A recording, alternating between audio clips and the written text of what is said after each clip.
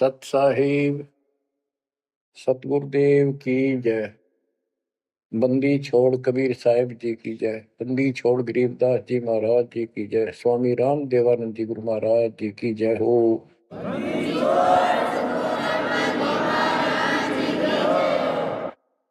सर्व संतों की जय, सर्व भक्तों की जय, धर्मी पुरुषों की जय।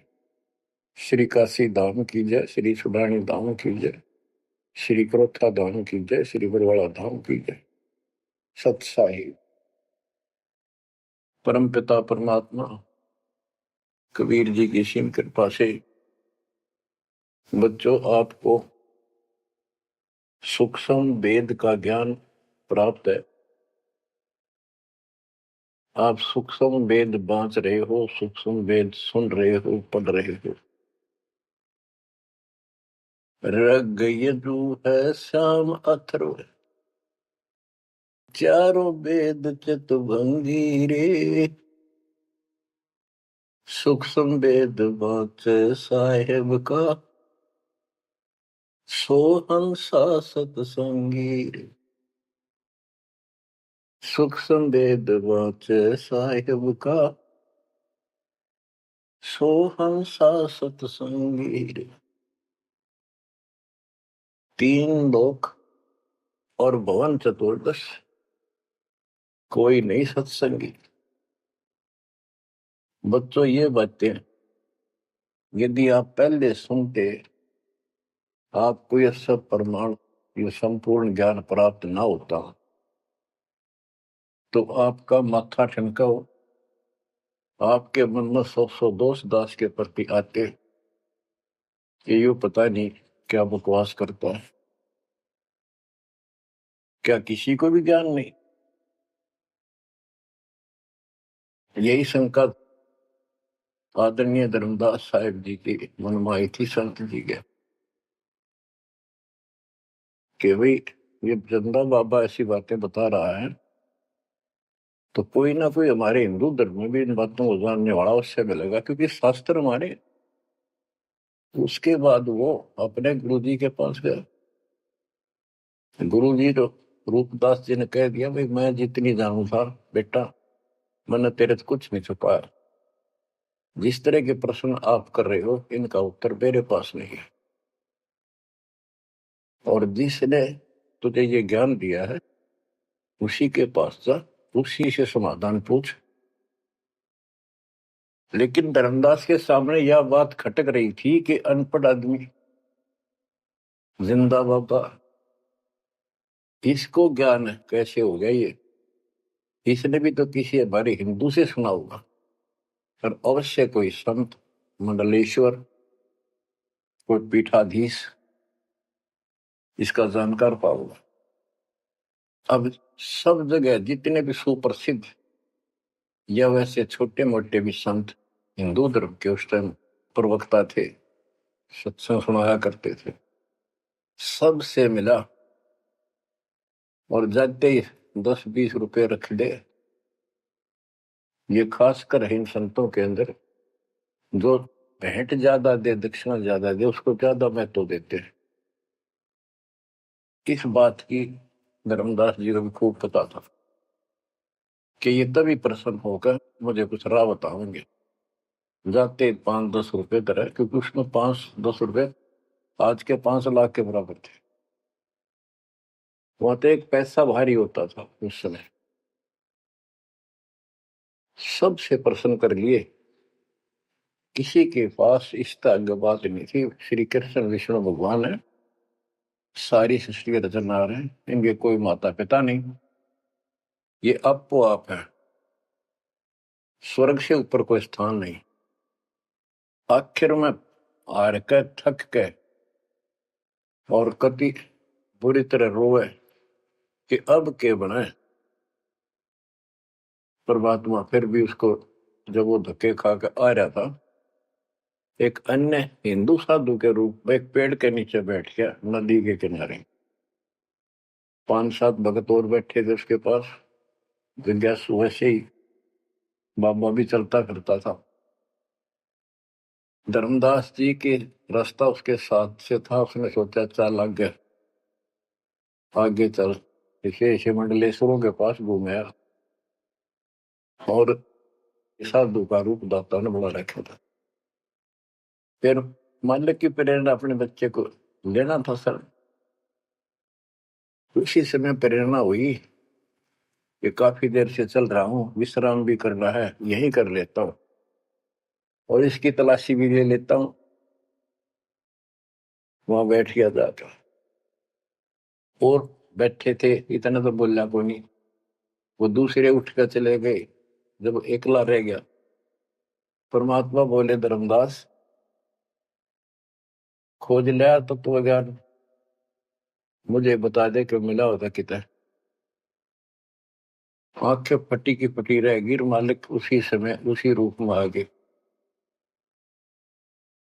बच्चों, इस नरक से निकालने के लिए उस मालिक ने अपने एक बच्चे के लिए कितना कुछ करना पड़ा, कितने खाड़े कर दिए। वहां से शुरुआत करनी थी अपने कलयुग की भक्ति की। और वो अच्छी आत्मा थे, भगवान के बच्चे थे, पूर्व जन्म के संस्कारी मालिक के थे। जैसे सम्मन था, सम्मन ने कितनी कुर्बानी दी थी, बेटा काट दिया मालिक के नाम पर। अब उसके लिए खाड़े करे थे परमात्मा ने, कहाँ कहाँ कैसे बंदी बने, कोड़े खाए, उसकी शेल बिस्तर बिछाए। किसी जन्म का ये धर्मदास जी भी ऐसे ही कुर्बान आत्मा था, लेकिन ये ठीक से टिके नहीं क्योंकि ज्ञान संपूर्ण नहीं था। इसलिए मालिक उसके लिए फिर वहां बैठ के जाकर धर्मदास जी परमात्मा के चरणों में गिर के अपनी ढीठता, अपने अविश्वास, अज्ञानता का बहुत पश्चाताप किया। हे मालिक, आप सत्य, आपका ज्ञान सत्य, आपका समाधान सत्य। परमात्मा बोले ये प्रेरणा मैंने की थी तेरे अंदर। काल का बेटा बहुत लंबा जुगाड़ है, बहुत लंबा षड्यंत्र। पाया किसी के पास ये ज्ञान, हे महाराज ज्ञान के वो तो गंध भरा, काम क्रोध सारा सड़ रहे हैं। तो बच्चों, अब आपको दास बताना चाहता है परमात्मा की महिमा और सूक्ष्म वेद वाला ज्ञान संत गरीबदास जी को प्राप्त हुआ परमेश्वर से। उनके सतगुरु और भगवान स्वयं कबीर साहब थे, जिनका गुरु भगवान और ज्ञान एक नंबर का। तो उस पर हमने विश्वास करना चाहिए, लेकिन विश्वास करने के लिए कुछ आधार होता है।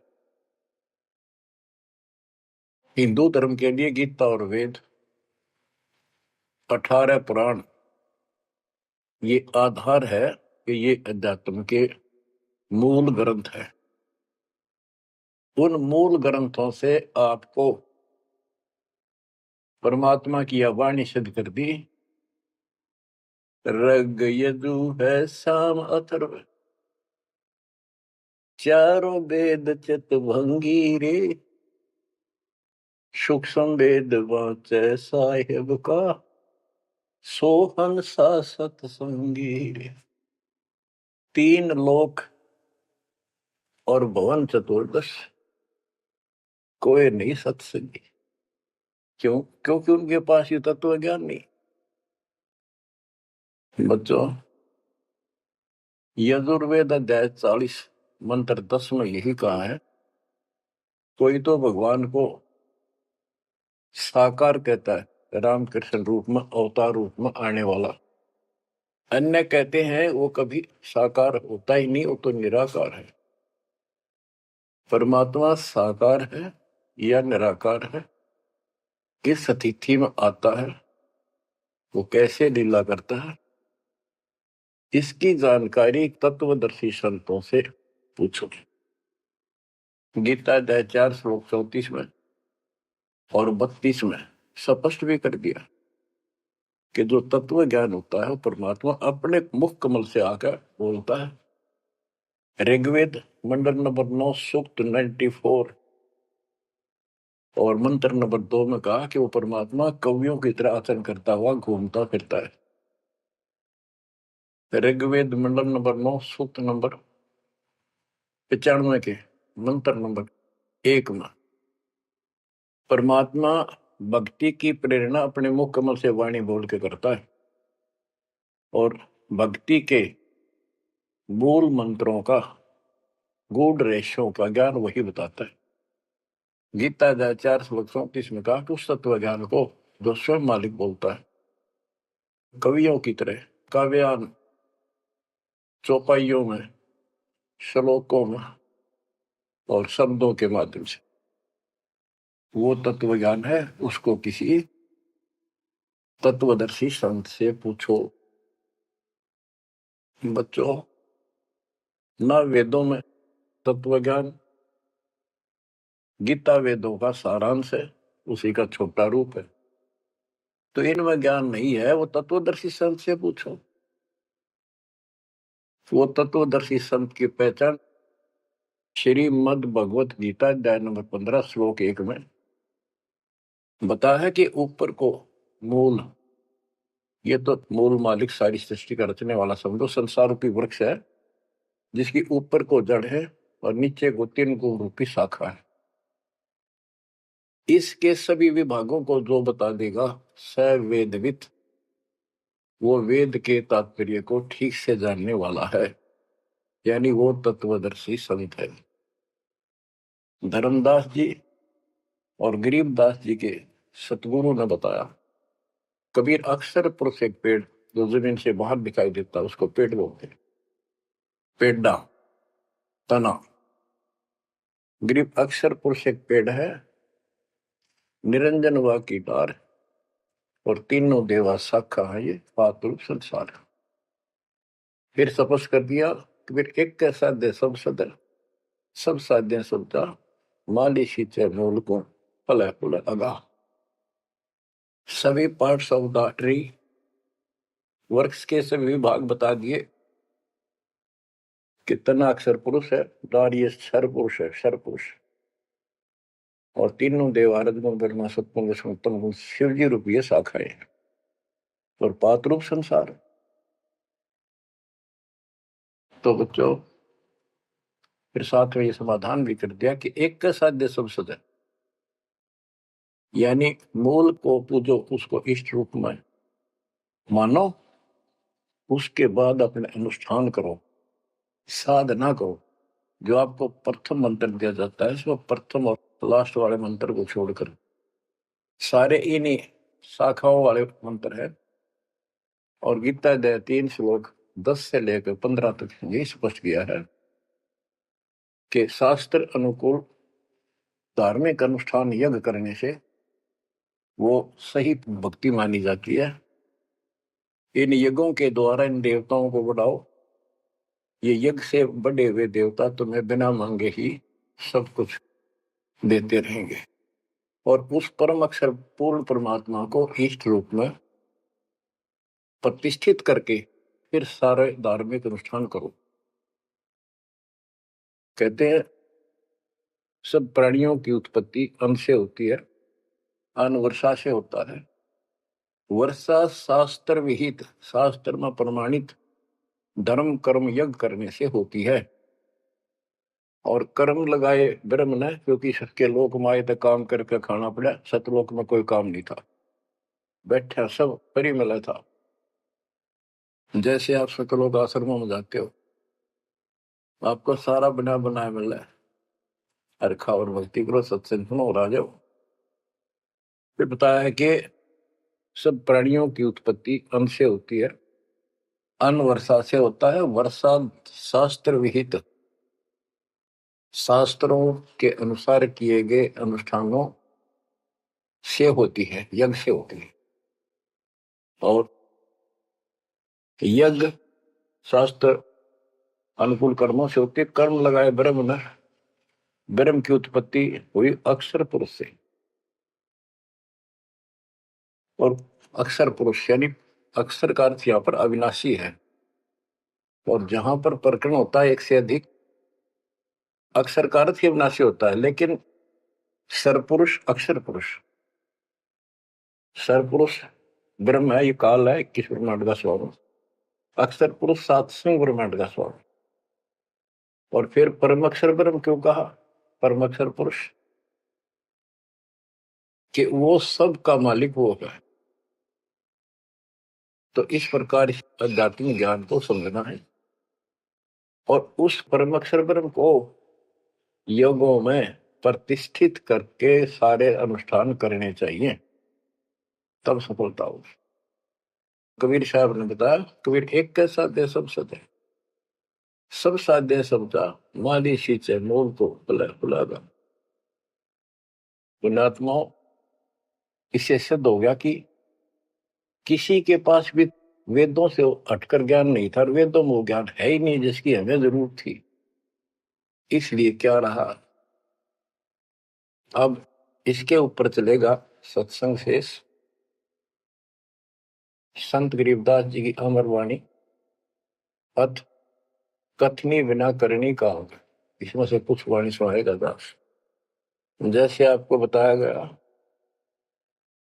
कि काशी विद्यापीठ पढ़कर ब्राह्मण आते थे, उनको विद्वान माना जाता था, उनकी दुकान बढ़िया चला करती थी यहाँ भोले समाज में।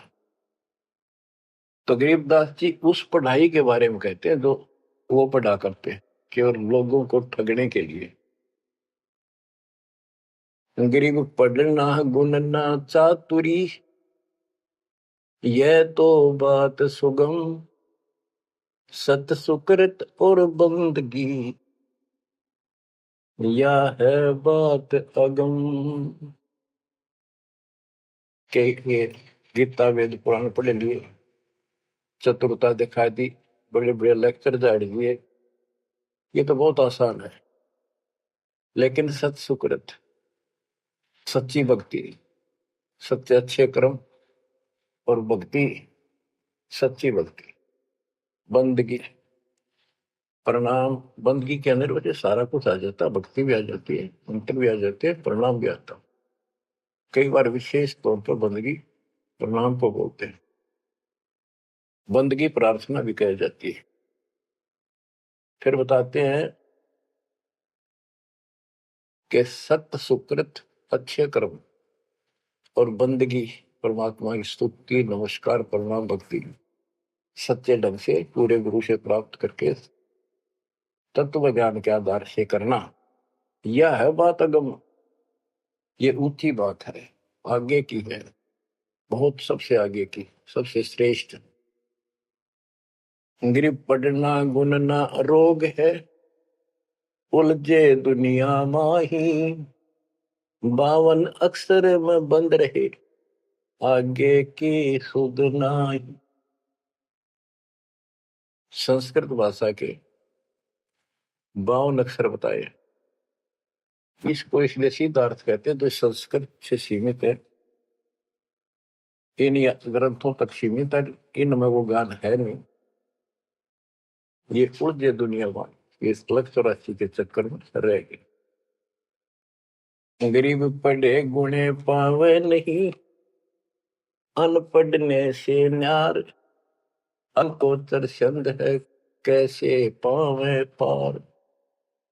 कहते पढ़े गुणे पावे नहीं, अनपढ़ने से न्यार, यानी जो चतुरता दिखाने के लिए पढ़ते हैं वो कभी नहीं परमात्मा प्राप्त कर सकते, ना वो ज्ञान मिले। अनपढ़ने से न्यार, के बिना पढ़े भी बात नहीं बने। अब जैसे आप अक्षर ज्ञान प्राप्त कर रहे हो, आप भले ही अपनी रोजी रोटी के लिए कर रहे हो, लेकिन अब इस पढ़ने से आपको अपने मूल ग्रंथ समझ में आ जाएंगे। ये सूक्ष्म वेद है, इसके अंदर जो गूढ़ रहस्य है वो अन्य वेदों से भी उत्तम और गहरे हैं। इसमें कह दिया पढ़े गुणे पावे नहीं, यह पढ़ाई है वो तो मूर्ख बनाने की। अनपढ़ने से ना, जो नहीं पढ़े वो भी दूर रहेंगे। हमारे को अक्षर ज्ञान नहीं था, इसलिए हम इन चतुर लोगों की बातों में फंसे रहे। गरीब वेद कथें चित चूक है, मन में मान मरोड़, कहने मात्र के तो पंडिता, ये होते के डोर। कि इन वेदों के पढ़ने मात्र से कुछ भी हासिल नहीं होना, क्योंकि वो ज्ञान है ही नहीं जी। अपने को जरूरत है मोक्ष प्राप्त हो, और वो ज्ञान मालिक प्रत्येक युग में आकर बोलते हैं, पर कदर नहीं बनी। गरीब वेद कथे चित चूक है, मन में मान मरोड़, अहंकार, और कहने मात्र के तो पंडित हैं, ये वो दिल्ली के ढोल के 84 लाख योनियों में जाएंगे। अब जैसे एक बहुत ही अच्छा उदाहरण दिया संत गरीबदास जी ने, बच्चों ये गाना बजाना समय के अनुसार शब्द भी सुनाए जाते हैं, और ये कड़वी गोली भी खिलाई जाएगी, तभी ये रोग कटेगा। सारा ट्रीटमेंट कंप्लीट करना पड़ता है। अब ध्यान से सुनो। पुराने समय में तिलों से तेल निकाला जाता था। वो व्यक्ति जो काम ये करते थे उनको तेली बोलते थे। वो एक कोल्लू लगाते थे। वो कोल्लू एक मशीन होती है जिसमें 3-4 गिरारी सी होती, मोटी मोटी भारी भारी, और उसके ऊपर एक ऐसा पात्र लगा होता है जिसमें नीचे सुराख होता है, और उसमें सरसों डाल दी, तिल डाल दिए, तो धीरे धीरे नीचे जाता रहता। कोल्लू चलता है एक लंबा लकड़, कम से कम भी 15-20 फुट लंबा। उस कोल्लू को चलाने के लिए एक लंबा लकड़ फंसा के, और उस लकड़ को पाट बोल उसमें लाठ पाट, उसको बैल से चलाया जाता था। और वो बैल उस लकड़ की जितनी लंबाई होती है उसके में ही सर्कल में घूमना होता था उसको। वो सर्कल होता था, उसके एक सर्कल में घूमता था, सेम कति फिक्स्ड होता था उसका डायमीटर। उसी परिधि में वो बैल घूमता रहता था, और उधर से कोल्लू चलने से तेल निकलता। उस कोल्लू को चलाने के लिए एक बैल का प्रयोग किया जाता था। वो उस लकड़ लंबे लठ 15-20 फुट 25 फुट लंबे लठ के एंड पे लास्ट में एक कुंडा डाल कर उसमें रस्सा बांध कर, और उस बैल के दोनों तरफ कंधे से बांध दिए जाते थे रस्से, और उसको चलाया जाता था। तब वो कोल्लू घूमता था, और उसमें डाले हुए सरसों या तिल, उनका तेल निकलकर बाहर आता था। वो तेली कहलाता था, और उसको खींचने वाला तेली का बैल का है। उस बैल के आंखों पर पट्टी बांध दिया करते थे, और एक आदमी उसके पीछे होकर 2-3 बार उसका लठ मारता जोर के, और वो बहुत तेज चलता। तो फिर उसको ये भय हो जाता कि लठ तेरे पीछे पीछे है। वो अपने आप स्पीड में रहता था, और इस तरह वो कोल्लू सारा दिन चलता था। बीच में थोड़ी बहुत देर पानी पिला दिया, चारा खिला दिया, फिर जोड़ दिया जाता। तो उसका केवल सीमित दायरा था, उससे 12 कदम भी नहीं जा सकता था वो। अब इसके ऊपर ये कुछ वाणियां आपको समझाने के लिए बताना पड़ा। इतना गजब का ज्ञान दिया इसने, 100 का 100 सत्य है। गरीब वेद कथे चित चूक है, मन में मान मरोड़, कहने मात्र के तो पिंडता, ये हो तेली के डो। ये अगले जन्म में तेली के बैल बनेंगे। एक तो उदाहरण ये दिया है कि वो साधना ठीक नहीं करते तो शुद्ध नहीं हो जाएगा।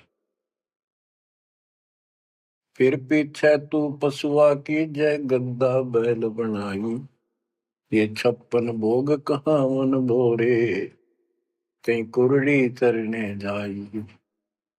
इस वाणी का तो ये अर्थ है। अब इसके ऊपर आगे देखो। गरीब आंख बंद है दिखे नहीं, चल मारो मार तेली के तो बैल को घर ही कोस हजार। के आंख बांध दी बैल की और उधरता चालो मारो मार, वो सपेटते चलता रहता। उस तेली के बैल को उस सर्कल के अंदर ही सारा दिन एक महीने में 50,000 कोस एक महीने में तय कर देता, यानी एक कोस 3 किलोमीटर, यानी 1.5 लाख किलोमीटर वो एक महीने में पूरे कर देता। उसमें चल चल के इतना सफर तय कर लेता, रहता वही ठेगा, एक कदम उससे बाहर नहीं जाता। बच्चों ये स्पिरिचुअल लेक्चर है या आध्यात्मिक घंटी दे रहा हूं आपकी स्कूल की। इसको ऐसे समझाने से आपके अंतःकरण में योगदान रचेगा।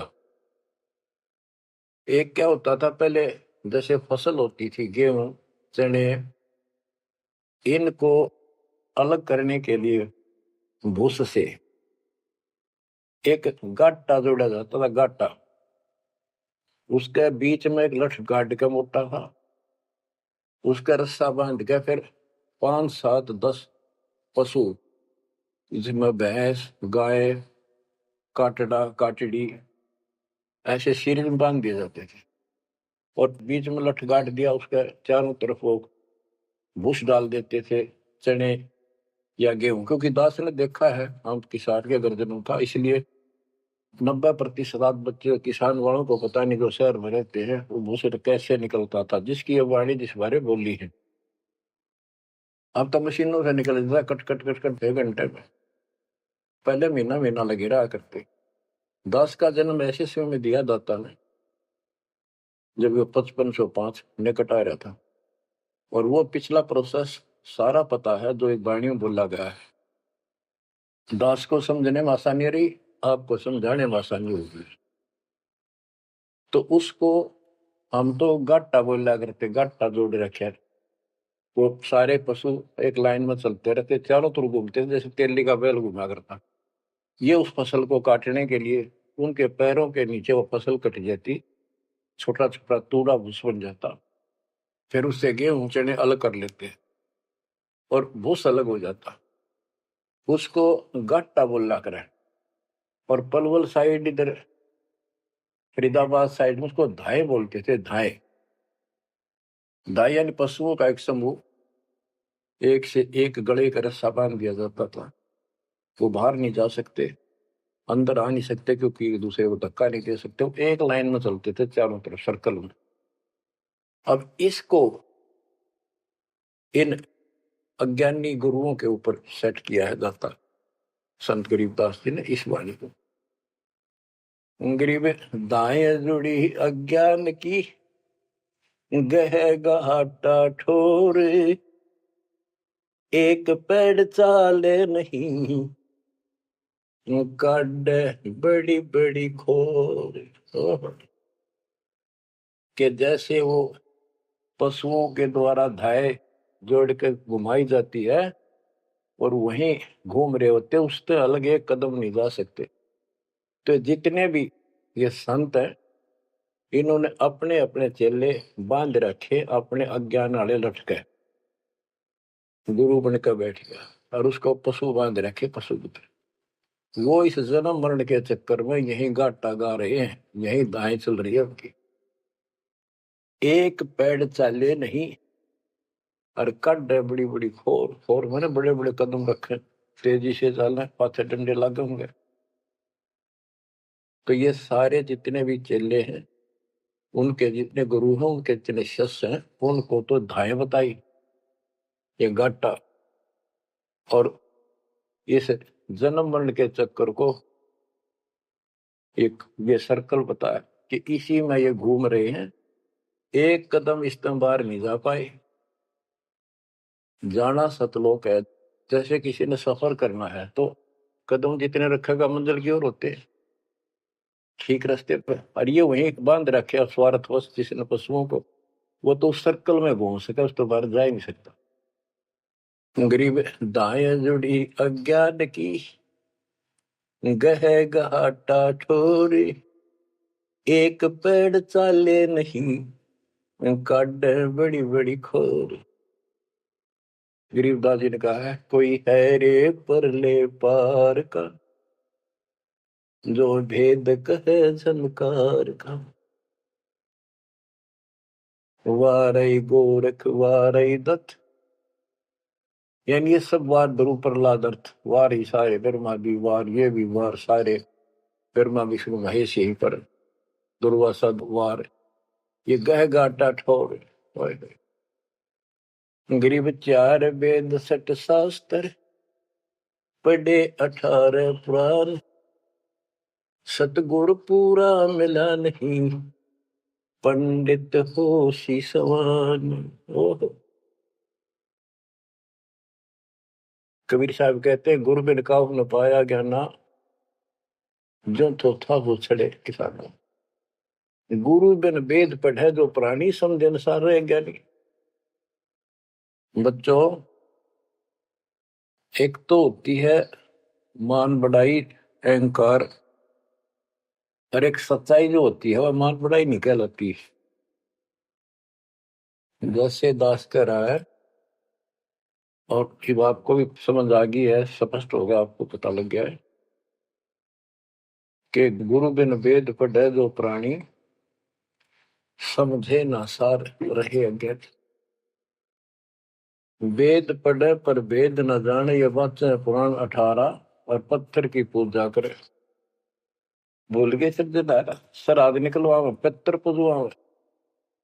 क्या इन्हें वेद पढ़े, क्या इनको गुरु मिला? जय सतगुरु की संगत करते, ये सकल कर्म कट जाए, ये कोई झंझट नहीं करना पड़ता। अमरपुरी पर आसन होते सतलोक में, जहाँ कोई कष्ट नहीं, जहाँ दुख ना चाहे। तो दास ये कहे कि या तो भगवान कबीर साहब मेरे गुरु भगवान और गरीबदास, और चौथा दास, इनके अतिरिक्त, वर्तमान में दास के अतिरिक्त विश्व में किसी के पास ना वेद ज्ञान, ना गीता ज्ञान, ना कुरान और बाइबल ज्ञान, किसी को किसी प्रकार का ठीक ज्ञान नहीं। इसको कोई कहे ये मान बढ़ाई करता है, उसकी अपनी समझ है, अपनी सोच है, लेकिन यह 100% सच्चाई है। जैसे 2000 के नोट पर, या 1000 के नोट पर, 500 के नोट पर यह लिखा है कि मैं धारक को 500 रुपए देने का वायदा करता हूं, तो क्या उसने मान बढ़ाई कर रखी है कि ये नोट अपनी बढ़ाई करता है, छाती पे लिखवा रहा है? वो सच्चाई है, वो लिखना भी जरूरी है। तो दास को ये बताना भी आवश्यक है कि दास के अतिरिक्त विश्व में किसी के पास आध्यात्म ज्ञान नहीं है। ना वेद ज्ञान ठीक है, ना गीता ज्ञान ठीक है, ना पुराणों को जानते, ना पुराण वाले कुरान को ठीक से सुनो, नहीं बाइबल वाले बाइबल को ठीक से सुनो। अंग्रेज 4 वेद 60 शास्त्र, पढ़े 18 पुराण, सतगुरु पूरा मिला नहीं, पंडित हो शीशवान। अंग्रेज 4 वेद 60 शास्त्र, पढ़े 18 बोध, खसम बांझ के होते है, पर बेटा नाही गोद। एक अजब गजब उदाहरण दिया है कि इन 4 वेद और 18 पुराणों को पढ़ने से तो ऐसी दशा है, ये दिखे पंडित गुरु शिष्य दोनों हैं, गुरु भी हैं, उनके शिष्यों की कमी नहीं, लेकिन बांध स्त्री का संतान नहीं होती, उसका पति भी होता है। इसी प्रकार इनके गुरु भी है, ये शिष्य भी है, इनमें भक्ति रूपी लाल बनेगा नहीं। बच्चों, एक एक बात कहीं नहीं सकता, लाख टके की है, अरब टके की। गरीब भावे 100 करोड़ गीता पढ़ो, 100 करोड़ भागवत, बिना सतनाम व्यर्थ है, बचे काल न मोत।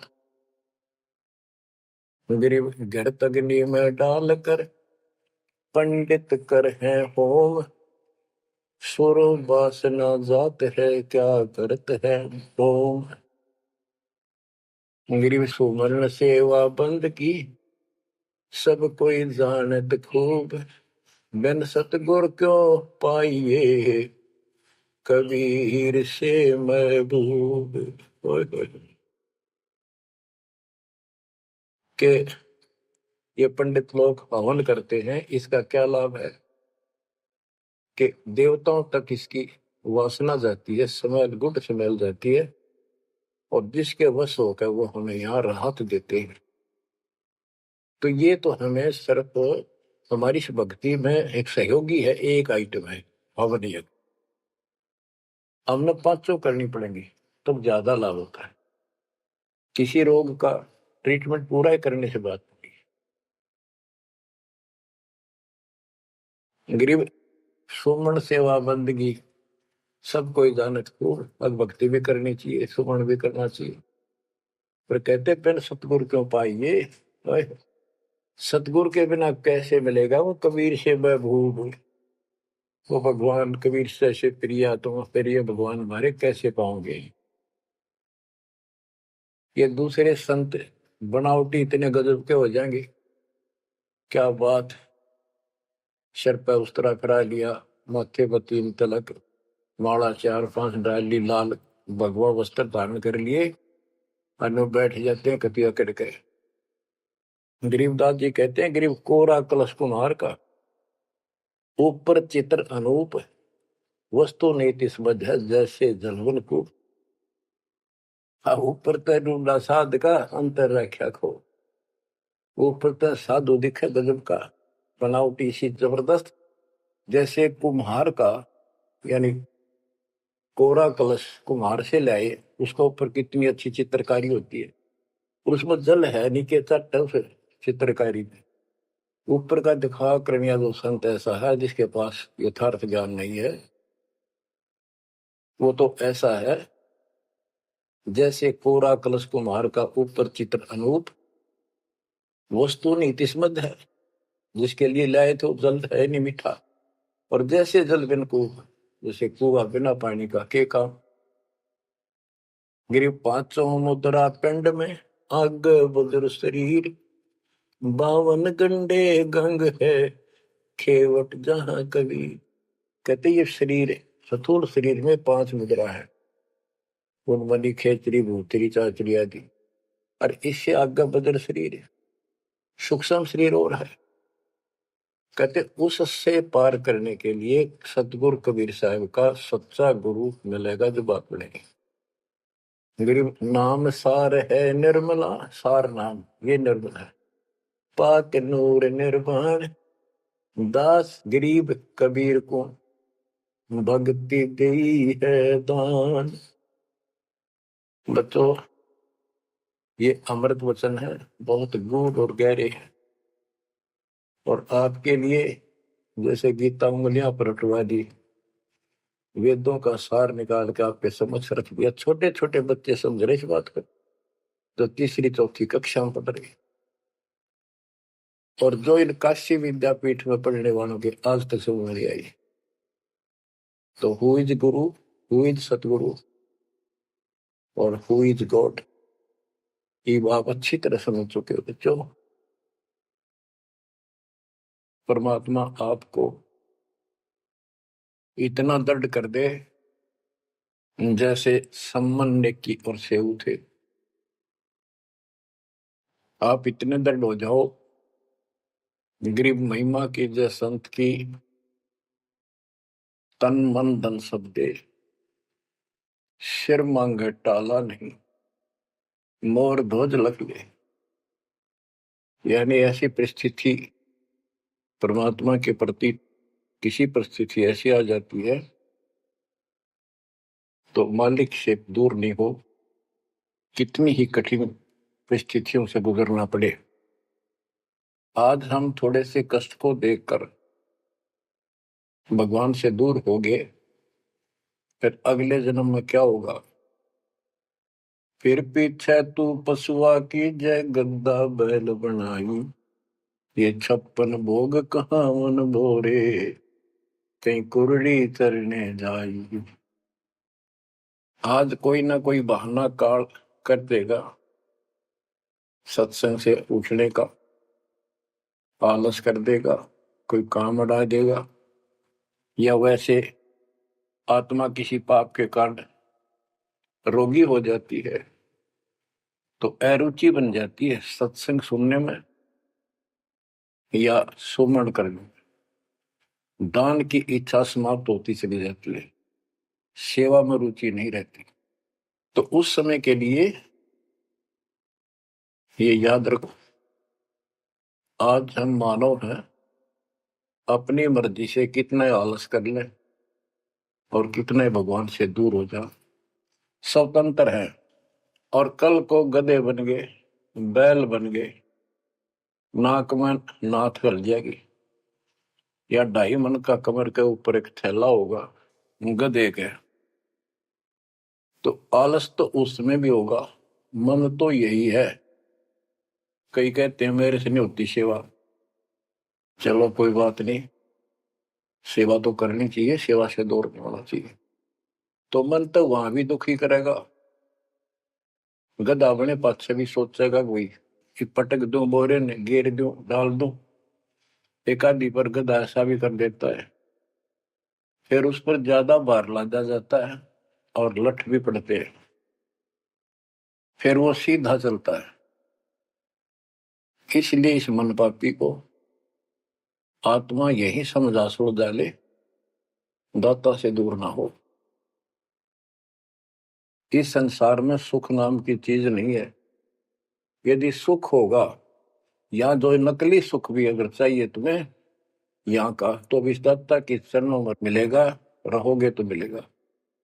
इससे दूर होकर कुछ दिन जो ये समय आप भक्ति कर चुके हो, सच्ची मर्यादा में रहकर, वो आपकी बैटरी सी चार्ज होगी जैसे इन्वर्टर की हो जाती है, और फिर चार्जर हट गया, वो बैटरी फिर भी काम करती रहेगी और ऐसा लगेगा कि बिल्कुल सब कुछ ठीक ठाक है, कोई फर्क नहीं पड़ा, चार्जर भी हटा दिया। जब तक वो संग रह सकती है, एनर्जी है बैटरी में, वो काम पूरा करेगी। जब वो एनर्जी खत्म हो जाएगी, आगे संग्रह हो नहीं रही, तो एकदम ही वो सब सुविधा बंद हो जाएगी, पंखा भी बंद, बल्ब भी बंद, और भी कार्य कर रहे होंगे, कंप्यूटर भी बंद, फिर बहुत देर हो चुकी होगी। इसलिए इन सब बातों को ध्यान रखो, याद रखो।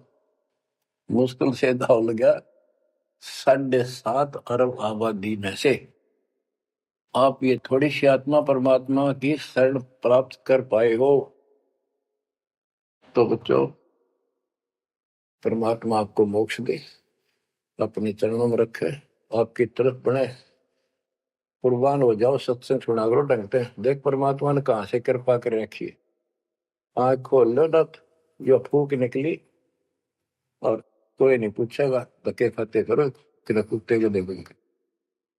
परमात्मा साथ इसलिए होगा कि हमारे और कामों में विशद करेगा, इसलिए मालिक पर ज्यादा ध्यान दो, काम करो, काम न को मना करें, उस काम में बरकत भी आप मिलेंगे। दाता आपको मोक्ष दे, सदा सुखी रखे, सत्साई।